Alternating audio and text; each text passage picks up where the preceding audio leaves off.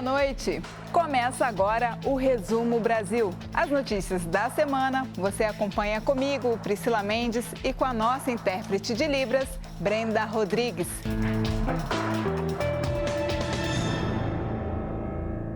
Começamos esta edição falando da tragédia em Petrópolis, região serrana do Rio de Janeiro.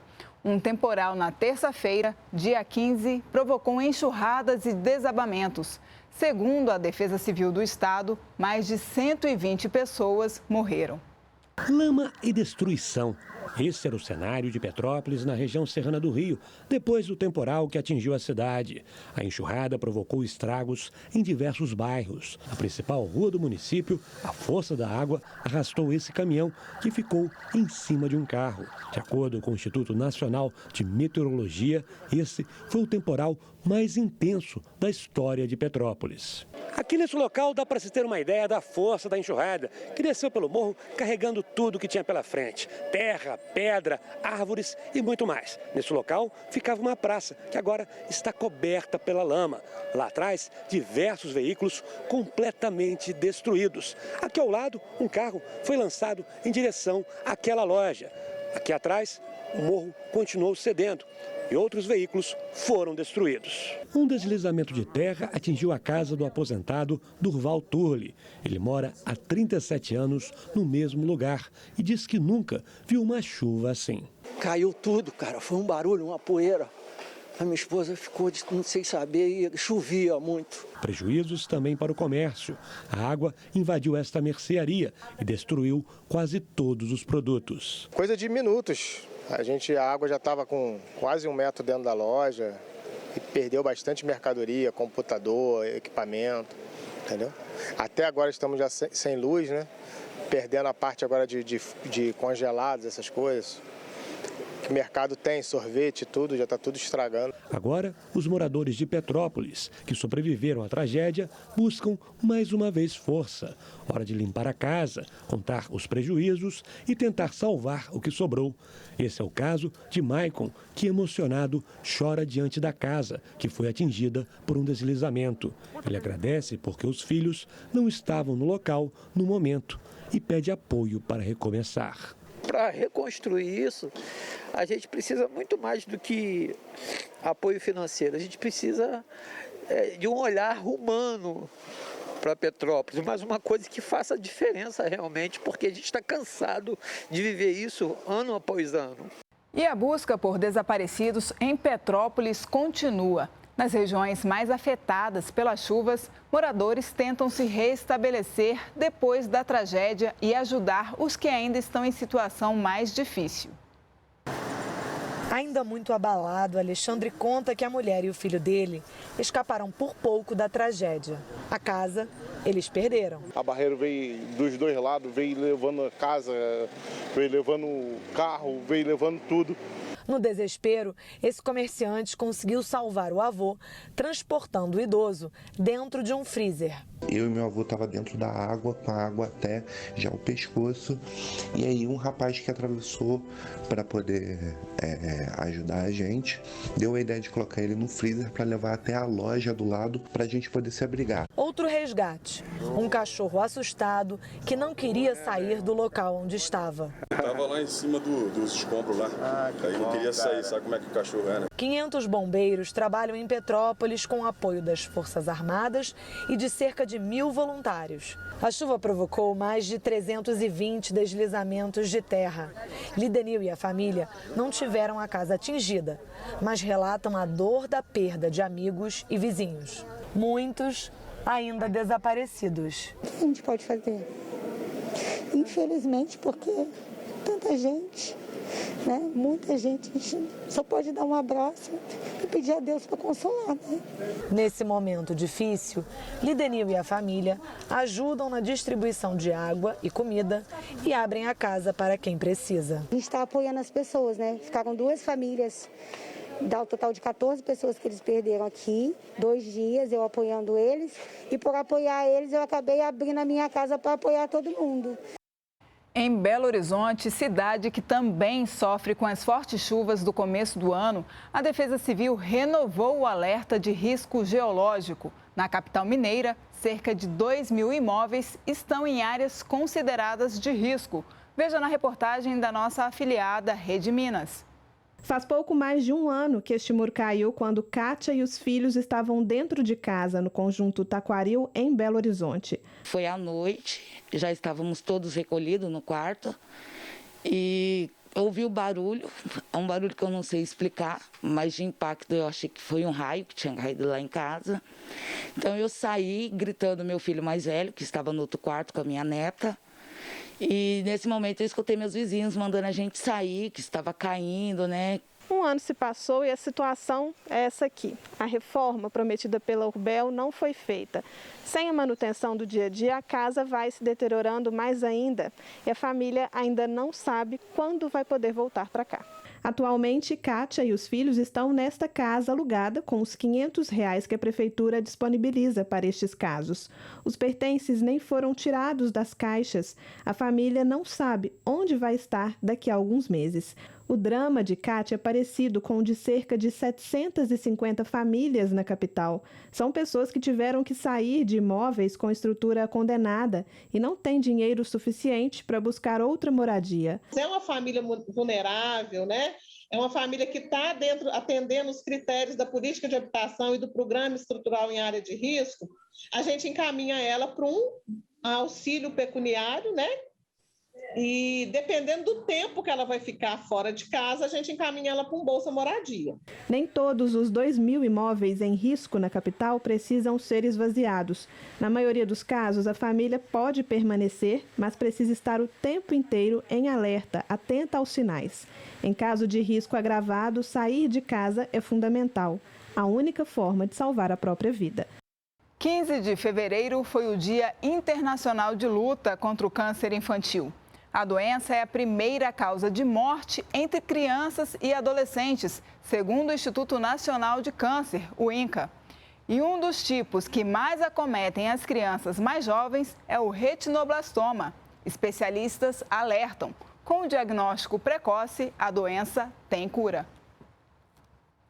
Maria Clara, filha do João Paulo, tinha 2 anos de idade quando foi diagnosticada com retinoblastoma, um tumor no fundo do olho. A menina passou por um tratamento de 6 meses no exterior e hoje está curada. Nós começamos a perceber uma mancha branca dentro da íris, dentro do olho, na íris da Maria Clara, naquela bolinha preta, né? Precisou fazer 5, né, quimioterapia intraarterial, por conta que o tumor já estava um pouco avançado. Já o Agnaldo não teve a mesma sorte. Quando era criança, não havia os tratamentos de hoje. Ele precisou ter o olho direito retirado em uma cirurgia. Como jogador de futebol profissional, teve que superar muitas dificuldades por causa disso. Isso foi muito difícil, mas eu não desisti.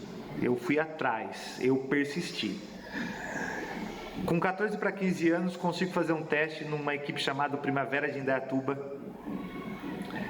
E eu passei nesse teste. Segundo o Ministério da Saúde, entre os tipos de câncer que afetam crianças, o retinoblastoma corresponde a 3% dos casos. A média é de 400 diagnósticos por ano. 2/3 são descobertos antes dos 2 anos de idade. 75% são identificados como unilateral quando afeta apenas um olho. Pequena parte desses casos tem origem genética, diferentemente do que ocorre quando a doença afeta os 2 olhos. Uma área branca e opaca na pupila, observada quando o olho reflete a luz, ajuda a identificar a doença. O fenômeno é visível em fotos tiradas com flash. Existem até aplicativos para celular que são utilizados para simular esse reflexo. O melhor diagnóstico, no entanto, é feito por um médico, por meio do chamado teste do olhinho, fácil e indolor.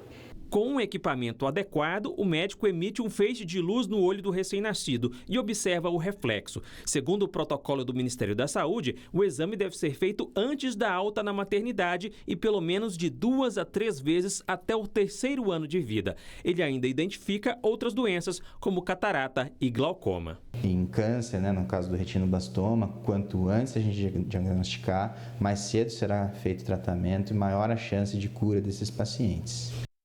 Já em relação ao combate à Covid, o Ministério da Saúde anunciou o repasse de mais de 400 milhões de reais para o tratamento de pacientes que tiveram sequelas da doença. O dinheiro vai ser aplicado em mais de 2.000 centros de saúde espalhados pelo país.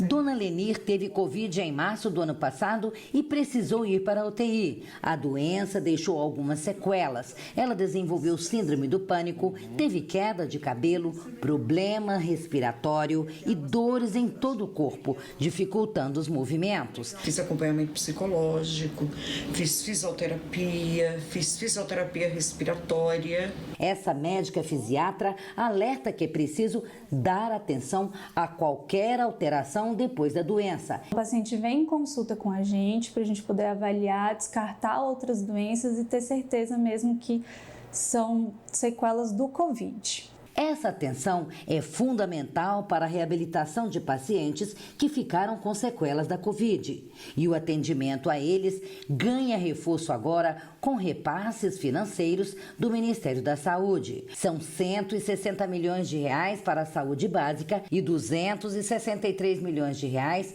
para garantir amparo aos pacientes em mais de 2.000 centros de atendimento em saúde básica em cerca de 1.850 municípios. Não é só na atenção especializada que se faz esse enfrentamento. É na atenção primária também. Os leitos de UTI são importantes, mas se nós tivermos uma atenção primária bem estruturada, naturalmente que nós vamos precisar menos de leitos de terapia intensiva. Daqui a pouco, logo após um rápido intervalo, você vai ver as notícias que foram destaques no mundo. Não saia daí, voltamos já.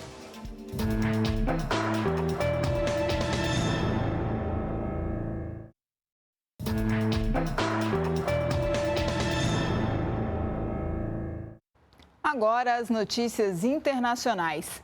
A tensão no leste europeu entre a Rússia e a Ucrânia continua elevada. Um atentado a uma escola da Ucrânia acirrou ainda mais os ânimos. Vamos ver um resumo.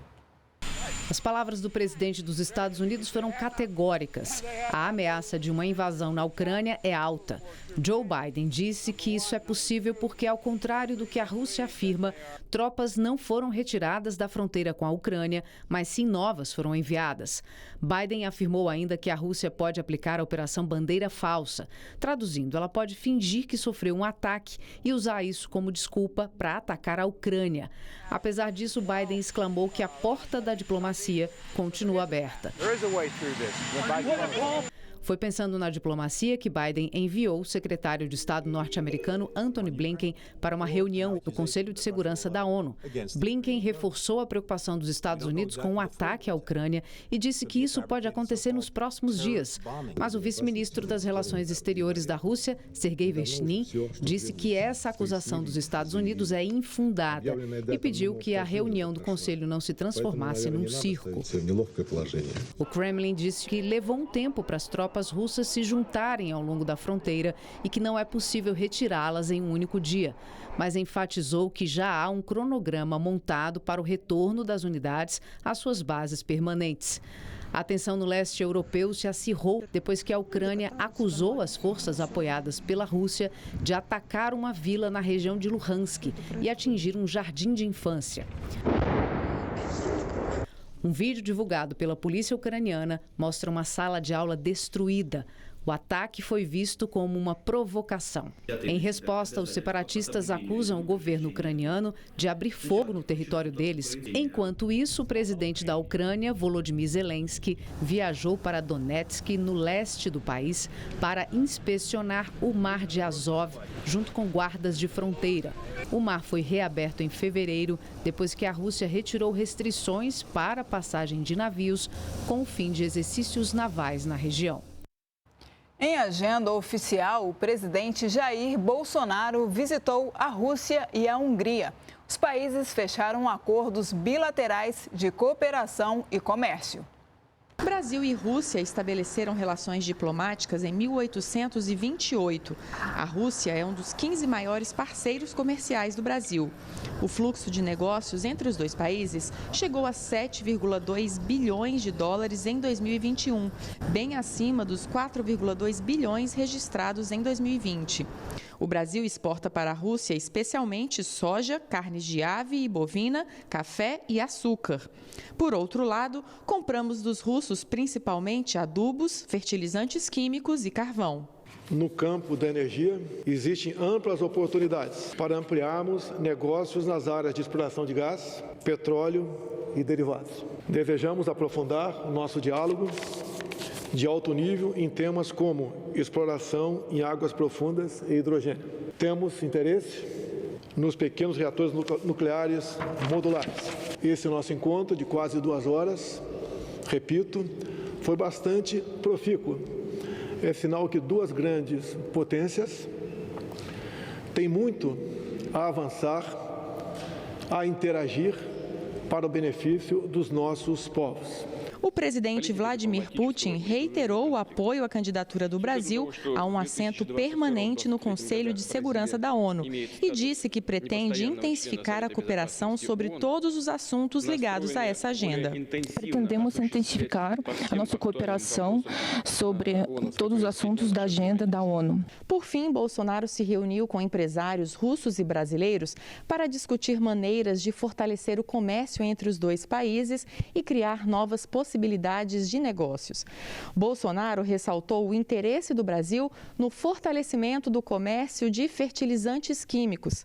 De acordo com o Ministério da Agricultura, Pecuária e Abastecimento, o Brasil importa cerca de 80% de todo o fertilizante utilizado na produção agrícola nacional. Pouco antes das 5 horas da manhã, horário de Brasília, o presidente Jair Bolsonaro desembarcou no aeroporto de Budapeste, capital da Hungria. No Palácio Sándor, residência oficial, foi recebido pelo presidente do país, János Áder, com uma cerimônia de boas-vindas e o hino nacional dos dois países. Em seguida, no Palácio Carmelita, foi recebido pelo primeiro-ministro húngaro Viktor Orbán. Foram celebrados 3 acordos de cooperação nas áreas humanitária, de defesa e de recursos hídricos. A Hungria é um país com economia de alta renda e alto índice de desenvolvimento humano. O turismo tem sido um fator de crescimento econômico. Todos os anos, cerca de 10 milhões de pessoas visitam o país. Mais de 90% da economia do país vem das exportações. Para o Brasil vão máquinas, veículos e produtos processados. E do Brasil vem principalmente couro, tabaco e componentes industriais. Ao longo da pandemia, os estoques dos bancos de sangue espalhados pelo país enfrentaram e ainda enfrentam situações delicadas. Em São Paulo, que tem um dos maiores bancos de sangue da América Latina, o estoque está em situação crítica. A reportagem é da Júlia Ballarini. A cada minuto que passa, o estoque de sangue vai baixando. É nessa luta contra o tempo que a Fundação Pro Sangue em São Paulo faz um apelo. A doação é vital para muita gente. Se esse estoque baixar muito... As transfusões de rotina, inevitavelmente, vão ser suspensas. A gente vai procurar dar importância para os pacientes que estão sangrando e pacientes que precisam do sangue para se manterem vivos. Durante a pandemia, os bancos de sangue adotaram todos os critérios estabelecidos para a segurança dos doadores, como reforço na desinfecção dos ambientes e das cadeiras a cada troca de doador e uso de equipamentos de proteção individual para os colaboradores, álcool em gel e uso de máscara, que é obrigatório. Devidamente protegida, a Maria Isabel já doou outras vezes, mas dessa vez é o sobrinho com anemia que precisa de transfusão. Ele está internado e precisa de doação. Até eu estou fazendo campanha aqui também, nos grupos, né, da família, dos conhecidos, para vir doar. O Leandro também é um doador assíduo. Ele vê a iniciativa como um gesto de empatia. Virou um hábito na minha vida poder ajudar as pessoas através da doação de sangue. Quando eu completei 18 anos de idade, eu comecei a doar e procuro fazer 4 doações por ano. Para doar é preciso ter entre 16 e 69 anos, pesar mais de 50 quilos e estar em boas condições de saúde. Quem teve sintomas gripais ou suspeita de Covid deve aguardar 10 dias sem sintomas para fazer a doação. Movimento que marcou a história da arte no Brasil, a Semana de Arte Moderna de 1922 completou 100 anos. O evento reuniu alguns dos principais nomes da cultura no país na época em São Paulo. Em 100 anos, muita coisa mudou na arte e na cultura brasileira. E boa parte dessa evolução ainda tem influência direta da semana que rompeu tradições.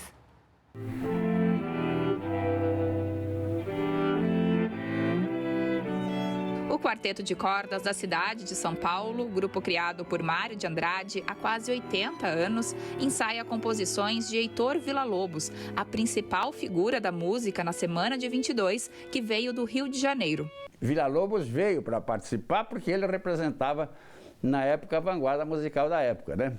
Agora, ele participou em todas as 3 noites. A música foi a coisa que teve mais presença na Semana de 22. Para o maestro Júlio Medaglia, um dos arranjadores do disco de Caetano Veloso, que lançou o movimento tropicalista, há uma relação direta entre a Semana de 22 e o tropicalismo. O que o Mário de Andrade fez foi dar status cultural à cultura popular, né? Porque as pessoas viam o folclore como gracinha. De repente ele começou a dizer, peraí, aí tem uma criatividade de altíssima qualidade nessa espontaneidade. Boa parte disso apareceu também na música urbana, né?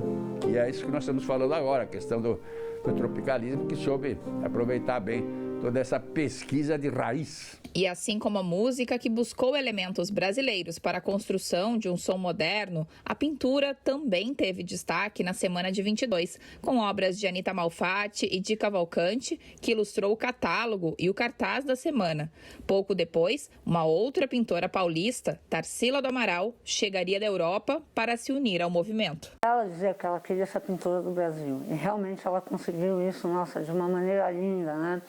Ela queria representar o Brasil. Então, tem as cores, tem toda a paisagem brasileira, a paisagem rural, urbana, o povo brasileiro, até o folclore.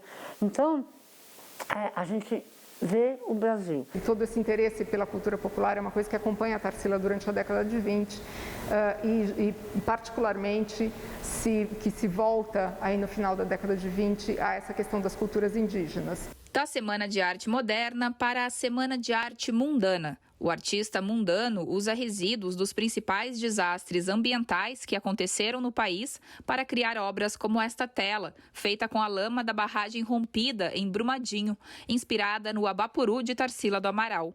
Um exemplo de que a arte moderna ainda ressoa nas obras contemporâneas.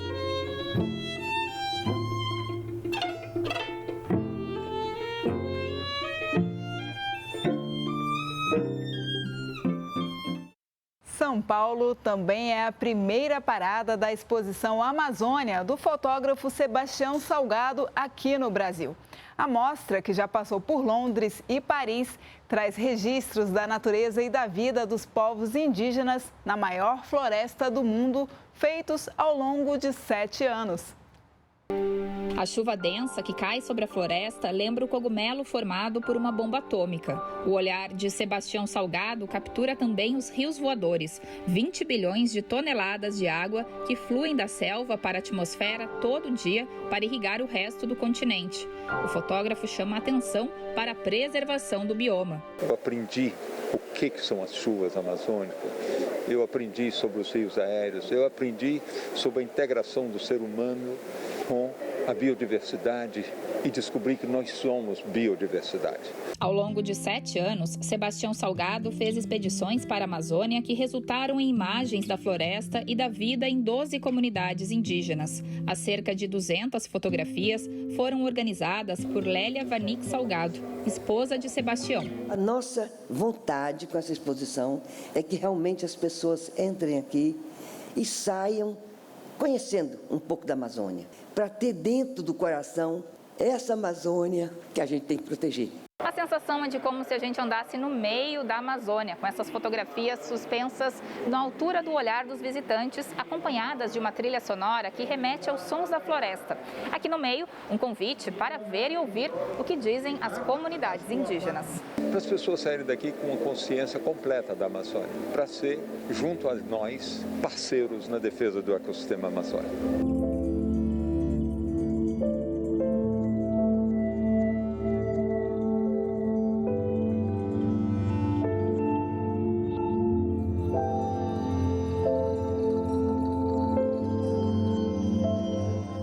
A mostra fica em cartaz em São Paulo até 10 de julho. Depois segue para o Museu do Amanhã, no Rio de Janeiro, onde fica até 2023. E em seguida será apresentada em Belém. Outras capitais também devem receber a exposição.